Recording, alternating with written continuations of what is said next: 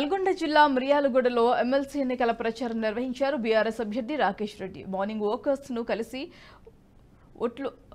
ఓట్లు అభ్యర్థించారు. ప్రస్తుతం ఉన్న కాంగ్రెస్ ప్రభుత్వం ప్రజలను మోసం చేసిందని, ఎన్నికల్లో 6 గ్యారంటీలు 420 అబద్ధాలతో అధికారంలోకి వచ్చిందని విమర్శించారు. అధికారంలోకి వచ్చి 5 నెలలు గడుస్తున్న ఎన్నికల్లో హామీ ఇచ్చిన నిరుద్యోగ వృత్తి జాడే లేదని విమర్శించారు.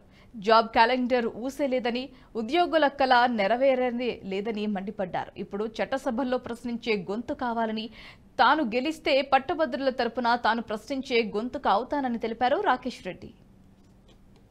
పరిధిలో 34 శాసనసభ నియోజకవర్గాల పరిధిలో జరుగుతున్నటువంటి ఈ వరంగల్, నల్గొండ, ఖమ్మం పట్టభద్రుల నియోజకవర్గంలో ఇప్పటికే ఊపందుకున్నది.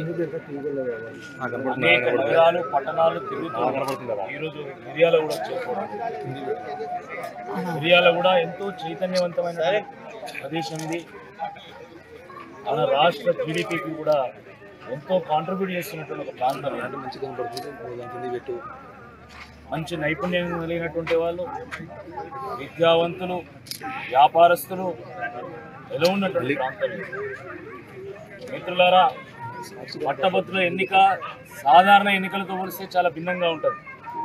ఎందుకంటే ఈ ఎన్నికలో కేవలం విద్యావంతులు, మేధావులు మాత్రమే ఓట్లు వేస్తారు. వాళ్ళు ఒక విజ్ఞతతో, విచక్షణతో, వివేకంతో ఎంతో ఆలోచించి సమాజం అనేటువంటి ఒక కోణంలో ఓట్లు వేసి తీర్పునిస్తే ఆ తీర్పు ఎప్పుడు కూడా సమాజానికి ఒక దిక్సూచిగా నిలుస్తూ ఉంది.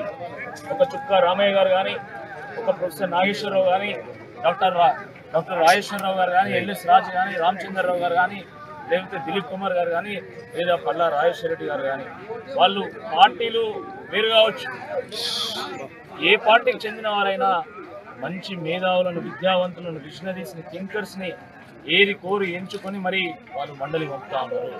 పట్టభద్రులు మంచి తీర్పునిస్తా ఉన్నారు. తప్పకుండా ఈసారి కూడా. ఈ వీడియో మీకు నచ్చినట్టయితే లైక్ చేయండి, 10 మందికి షేర్ చేయండి. అలాగే కామెంట్ల రూపంలో మీ అభిప్రాయాలను మాతో పంచుకోండి. Nationalist hub group of channels ను సబ్స్క్రైబ్ చేసుకుని తెలుగునాట జాతీయవాద జర్నలిజాన్ని ప్రోత్సహించండి. ఈ వీడియో కింద ఉన్న బెల్ ఐకాన్ పై క్లిక్ చేయడం మర్చిపోవద్దు.